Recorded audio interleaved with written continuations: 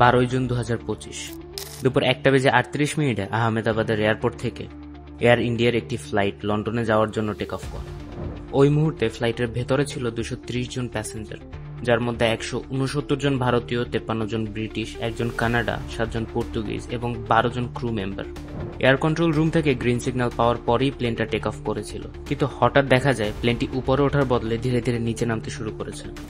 Take off করার পর মাত্র 625 ফুট উচ্চতায় পৌঁছানোর পরই দ্রুত নিচে নামতে থাকে প্লেনটি, আর কয়েক মিনিটের মধ্যেই সেটা এয়ারপোর্ট থেকে 5 কিলোমিটার দূরে বিজে মেডিকেল কলেজের হোস্টেলের উপর আছড়ে পড়ে। সাথে সাথে ভীষণ জোরে ব্লাস্ট হয়। 242 জন যাত্রীর মধ্যে 241 জন সাথে সাথে মারা যান। এটি গত 30 বছরের ইতিহাসে ভারতের সব থেকে বড় বিমান দুর্ঘটনাগুলোর মধ্যে একটি। যেই প্লেনটি ক্র্যাশ হয়েছিল সেটি ছিল Air India's oldest airline Dreamliner 787, Boeing safest plane. Boeing এর 787 ড্রিমলাইনার মডেলের প্লেনটিকে এতদিন অবধি মনে করা হতো এটি পৃথিবীর সব থেকে সুরক্ষিত প্যাসেঞ্জার প্লেন।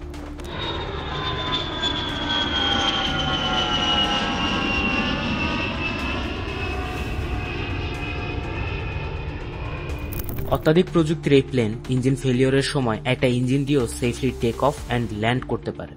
আহমেদাবাদের এই দুর্ঘটনার পূর্বে এই পর্যন্ত কোনো দুর্ঘটনায় পড়েনি এই মডেলের প্লেনটি। তবে কি কারণে এয়ার ইন্ডিয়ার বোয়িং 787-8 মডেলের হোয়াইট বডির এই প্লেনটি আহমেদাবাদ থেকে উড্ডয়নের কয়েক মিনিটের মধ্যে আছড়ে পড়ল একটি মেডিকেল কলেজের হোস্টেলের উপর? এই ফ্লাইটটি লন্ডনের উদ্দেশ্যে রওনা হওয়ার আগে যখন দিল্লি থেকে আহমেদাবাদ এসেছিল, তখন এই প্লেনের ভেতরে বেশ কিছু টেকনিক্যাল ফল্ট সামনে এসেছিল। কিন্তু তারপরেও কেন এই প্লেনটিকে লন্ডনের মতো একটা লং ডিস্টেন্স রুটে যাওয়ার জন্য পারমিশন দেওয়া হলো? এই বিষয়টি নিয়ে অনেকের মনেই প্রশ্ন উঠেছে। এই ফ্লাইটে প্যাসেঞ্জারদের মধ্যে একজন ছিলেন গুজরাটের প্রাক্তন প্রধানমন্ত্রী বিজয় রূপানি। তিনিও এই দুর্ঘটনায় মারা যান। তাই অনেকের মনেই সন্দেহ জেগেছে এটা কি আসলেই কোনো টেকনিক্যাল ফল্ট ছিল নাকি কোনো ষড়যন্ত্র। টেকনিক্যাল ফল্টের দিকটি দেখতে গেলে দেখা যাবে অনেক মানুষই জানে না এই এয়ারক্রাফটটি যেই কোম্পানির, বোয়িং কোম্পানি, দীর্ঘ সময় ধরেই বেশ ভালো রকমের কন্ট্রোভার্সির মধ্যে ছিল, যার কারণে তাদের কোয়ালিটি কন্ট্রোল নিয়ে বেশ কিছু সন্দেহ সৃষ্টি করে। এই কন্ট্রোভার্সিকে ঘিরে পশ্চিমা দেশে একটি ট্রেন্ড পরিণত হয়েছে, if it's Boeing I am not going. Air India crash होने के बाद लोग ये कह रहे हैं if it is Boeing I am not going. 2018-19 এই সময়ের মধ্যে বোয়িং এর অন্য একটি মডেলের প্লেন 787 ম্যাক্স এর দুটি ফ্লাইট টেক অফের কিছু মিনিটের মধ্যেই ক্র্যাশ করে গিয়েছিল।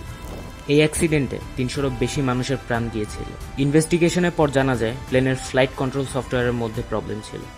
মার্চ 2019 সম্ভবত এই বিমানগুলো নিরাপদ ছিল না বলে পুরো বছরের চলাচল স্থগিত রাখা হয়। ওই সময় মানুষ এই প্লেনটির সফটওয়্যারের সমালোচনার জেরে বলেছিল it is designed by clowns supervised by monkeys. এই বিতর্কের ফলে $2.5 মিলিয়ন জরিমানা গুনতে হয়েছিল বোয়িংকে। আজ থেকে প্রায় 3 বছর আগে চীনেও এমন বোয়িং এর একটি প্লেন ক্র্যাশ করে গিয়েছিল, যার সাথে আহমেদাবাদের মতো প্রায় একই ঘটনা ঘটেছিল।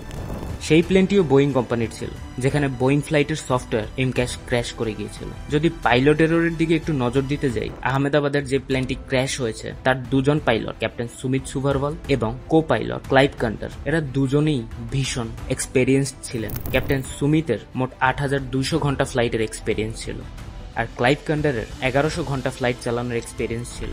12 জুন দুপুর 1:30 নাগাদ প্লেনটা টেক অফ করার ঠিক 5 মিনিটের মাথায় এটা ক্র্যাশ করে যায়। ফ্লাইট পাইলটদের এত এক্সপেরিয়েন্স থাকা সত্ত্বেও তারা প্লেনকে ক্র্যাশের হাত থেকে বাঁচাতে পারেনি। এর প্রধান কারণ ছিল প্লেনটি যতটা উচ্চতায় যাওয়ার কথা ছিল ততটা উচ্চতায় উঠতেই পারেনি। পাইলট এই সময় কন্ট্রোল রুমে 3 বার মেডে সিগন্যাল পাঠিয়েছিল। মেডে এমন একটা সিগন্যাল যেটা ফ্লাইট এভিয়েশনের সব থেকে সিরিয়াস সিগন্যালগুলোর মধ্যে একটি, যাতে ইমিডিয়েট পাইলট হেল্প পেতে পারে। কিন্তু কন্ট্রোল রুম থেকে যখন পাল্টা তাদেরকে তাদের পজিশনের ব্যাপারে জিজ্ঞেস করা হয়, তখন ওপাশ থেকে আর কোনো রেসপন্স আসেনি, কারণ ততক্ষণে প্লেনটি ক্র্যাশ করে গিয়েছিল। কিন্তু আসার খবর হচ্ছে দুর্ঘটনার 24 ঘন্টা পর প্লেনের ব্ল্যাক বক্স খুঁজে পাওয়া গিয়েছে। কমলা রঙের এই বস্তুই ব্ল্যাক বক্স। ব্ল্যাক বক্সের মধ্যে এয়ারক্রাফটের সমস্ত ইনফরমেশন অটোমেটিক্যালি রেকর্ড হয়। যতক্ষণ পর্যন্ত ব্ল্যাক বক্স থেকে সকল ডাটা না রিকভার করা হচ্ছে, ততক্ষণ পর্যন্ত এই ফ্লাইট অ্যাক্সিডেন্টের এক্স্যাক্ট রিজন জানা যাবে না। তবে ফ্লাইট এক্সপার্টরা ধারণা করছেন যে যান্ত্রিক গোলযোগের কারণে এই দুর্ঘটনা ঘটেছে। প্লেন ক্র্যাশের ভিডিওটা সামনে আসার পর অনেক অ্যানালিস্টরাই তাদের মন্তব্য দিয়েছেন এই বিষয়ে। তাদের মধ্যে একজন জেফ্রি থমাস, তার মতে ফ্লাইট টেক অফ করার পরেও ফ্লাইটের ল্যান্ডিং গিয়ার বাইরে ছিল, কিন্তু ফ্লাইট টেক অফ করার পর ল্যান্ডিং গিয়ার ভেতরে ঢুকিয়ে নেওয়ার কথা ছিল। পাইলট কেন এটা করেনি বা করতে পারেনি সেটা জানা উচিত। তবে এই সকল প্রশ্নের উত্তর সামনে আসবে যখন ব্ল্যাক বক্স থেকে রিকভার করার সকল ইনফরমেশন সবার সামনে আসবে।